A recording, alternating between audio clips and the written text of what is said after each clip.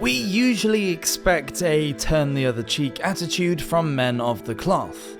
But during the Middle Ages, there were quite a few holy men who ditched their priestly robes and pulpit preaching for full body armour and battles. Let's travel back in time now and meet some of these hard-edged bishops who were happy to get personally involved in the fighting.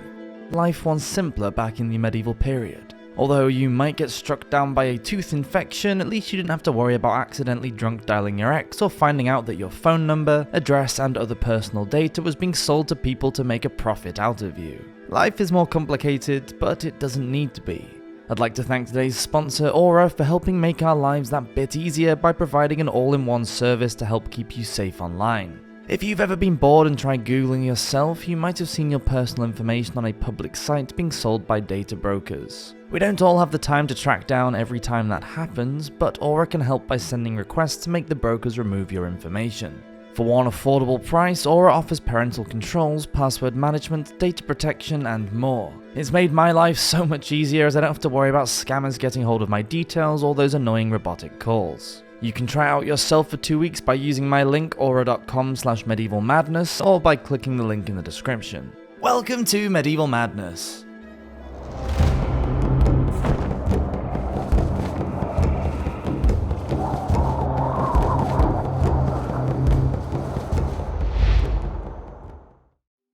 Otto, Bishop of Bayeux. Otto was the younger half-brother of William the Conqueror and supported his older sibling in his claim to the Duchy of Normandy when their father died, even though William was illegitimate. As a reward, when Otto took his clerical vows, he was appointed as Bishop of Bayeux whilst he was still only a teenager in 1049. Well educated and with military training, he was in charge of 120 knights and men-at-arms. When William decided to invade England, it was Otto who he chose as a strategic planner. And as the Normans landed on the Sussex coast, it was Otto's idea to ravage the nearby countryside, rather than march on London, a decisive move that helped lead to the French victory. During the Battle of Hastings, Otto was said to have, quote, "galloped where the battle was most fierce and was of great service on that day. In his hand he held a mace, and wherever he saw most need, he led up and stationed the knights, and often urged them on to assault the enemy."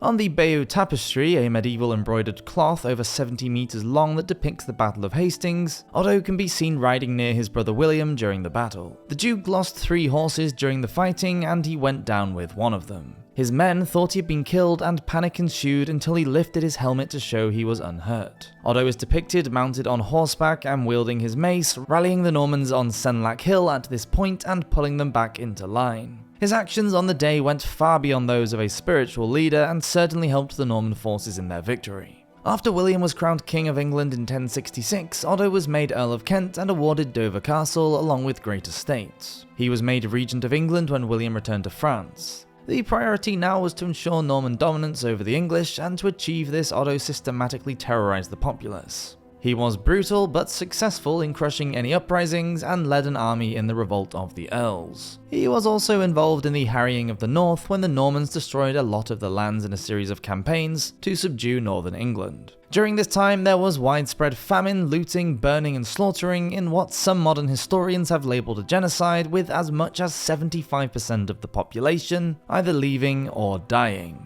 10 years after the death of his brother, the king, in 1087, Otto joined the First Crusade, but died on the way at Palermo, Italy. In 1923, the historian William Stearns Davis wrote, quote, "Bishop Otto of Bayeux fought at Hastings, 1066, before any such authorized champions of the church existed. That bishops shall restrain from warfare is really a pious wish, not easily in this sinful world to be granted." Heahmund, Bishop of Sherbourne. Sherbourne was a diocese of Wessex that covered the English counties of Devon, Somerset and Dorset in the mid-9th century. Heahmund was created bishop in around 867. He died on the battlefield fighting for his king against the Danes at the Battle of Merton in 871. According to the Anglo-Saxon Chronicle created during the reign of Alfred the Great, quote, "King Ethelred and his brother Alfred fought against the army at Basing, and there the Danes had the victory. And 2 months later, King Ethelred and his brother Alfred fought against the army at Merton, and they were in 2 divisions. And they put both to flight and were victorious far on into the day, and there was a great slaughter on both sides. And the Danes had possession of the battlefield." and Bishop Heahmund was killed there and many important men, and after this battle a great summer army came to Reading, and afterwards at Easter King Ethelred died. Heahmund is venerated as a saint in both the Eastern Orthodox and Roman Catholic churches. Phillippe de Dreux, Bishop of Beauvais.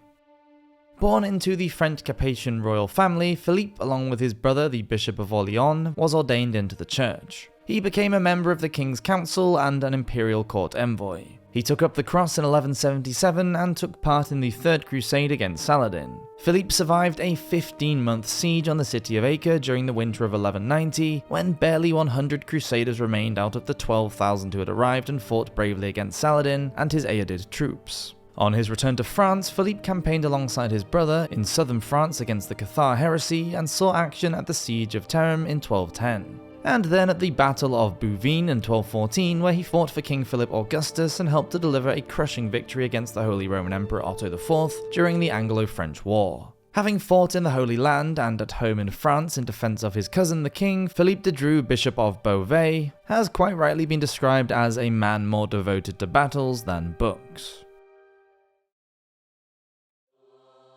Baldwin of Forde, Archbishop of Canterbury. Baldwin was another bishop who took up the cross and went on crusade. He was of humble birth and studied canon law and theology in Italy. He then rose through the ranks of the church as archdeacon, abbot, and then Bishop of Worcester. After impressing the English King Henry II, he was selected as Archbishop of Canterbury. After Henry died in 1189, Richard the Lionheart was made king, and in 1190, Baldwin left England with Richard for the Third Crusade. He arrived in Acre to find that the Frankish force, led by King Guy of Lusignan and Queen Sibylla of Jerusalem, had the Muslims under siege. But Saladin was on the attack. Baldwin was given joint command of the Angevin advance force of 200 knights and 300 men-at-arms. A crusader attack was launched, and in one narrative account of the fighting during combat, the archbishop was said to have, quote, fought among the rest, but he outstripped them all. It's not known if he was already unwell when he took part in the offensive, but Baldwin died in the Holy Land a week later. Henry le Despenser, Bishop of Norwich. Born into an English noble family, Henry studied at Oxford University and held several positions in the English church before he was consecrated bishop in 1370. In 1381, the Peasants' Revolt began in London, and unrest quickly spread out to other parts of England. When Despenser heard of the uprising in his own diocese, he hurried back to Norfolk with a small company of 8 lances and a few bowmen. By the time he reached the Norfolk coast, he had picked up a much larger group of followers. As they neared the town of North Walsham, they found the rebels, and Despenser led the assault in hand-to-hand fighting. Many peasants were overpowered and either killed or captured during the battle. The leader of the rebels was hanged, drawn, and quartered, with Despenser personally overseeing the execution. In 1383, he fought in a military expedition to Flanders against Louis II. Louis was a supporter of the anti-Pope Clement II, who opposed Pope Urban VI and resided at Avignon in France rather than Rome. After laying siege to Ypres for 8 weeks, Despenser and his men were pushed back by the French and returned to England. 2 years later, Despenser joined King Richard II, as well as many other nobles, on their march into Scotland following a series of Scottish raids. Then in 1399, he supported the king when Bolingbroke moved against him and declared himself King Henry IV. Despenser received praise as a great warrior. Adhémar de Monteil, Bishop of Puy-en-Velay. Adhémar was born around 1045 into the noble family of the Count of Valentinois. He was elected Bishop of Puy sometime between 1080 and 1087. He first went on a pilgrimage to Jerusalem in 1086 and showed great passion for a crusade to the Holy Land. He was appointed apostolic legate and spiritual leader to the Crusaders by Pope Urban II because of this. After spending a year raising money and recruiting men for the cause, Adhémar set off with Raymond of Toulouse and the army for a holy war. Adhémar was widely respected by his men and fought in the Battle of Dorylaeum, where he led a force that surprised the Turkish camp. Adhémar and the knights fought fiercely and with such fortitude that the enemy abandoned their post and fled. In 1098 at Antioch, the Crusaders faced a long and difficult siege. Adhémar took part in the fighting, rallied his troops, and battled in brutal hand-to-hand combat. By fighting alongside his fellow knights, Adhémar held the Crusades together, boosting morale and helping to successfully capture the city. He died just a few weeks later and was deeply mourned as a leader, a cleric, and a soldier. Adhémar gave sustenance to the poor and counsel to the rich, he ruled God's army wisely and thoughtfully, and his death has been called one of the greatest tragedies of the Crusade. Geoffrey of Montbray, Bishop of Coutances. This Norman nobleman was consecrated at Rouen in 1049, and like Otto, he was present at the Battle of Hastings where he fought for William the Conqueror. For his services, he was rewarded with a large fief of land across 12 counties. When the English rebellions began in the late summer of 1069, Geoffrey took a leading role in suppressing the dissenters. As William went north to control the uprisings in Northumbria and Mercia, Geoffrey mobilized troops from London, Salisbury, and Winchester before heading west to deal with the rebels besieging Montacute Castle in Somerset. It was Geoffrey who ordered that all the rebels should have their right foot cut off.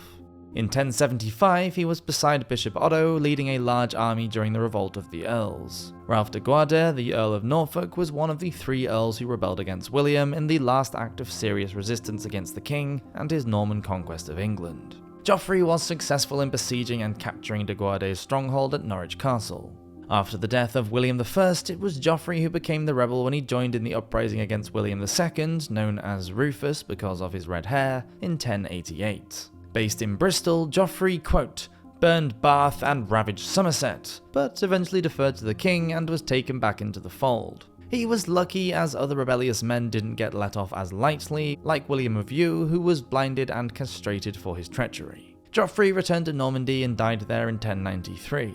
The English chronicler and monk Odoric Vitaly wrote that Geoffrey was more well known for his military abilities rather than his clerical ones. Like the other 6 bishop warriors mentioned here, he was more about marshalling soldiers in battle than teaching palm-singing clerks. Thank you for watching this episode of Medieval Madness. Please do subscribe to the channel if you're enjoying these videos, and I'll see you next week for another one. Have a great week. Cheers!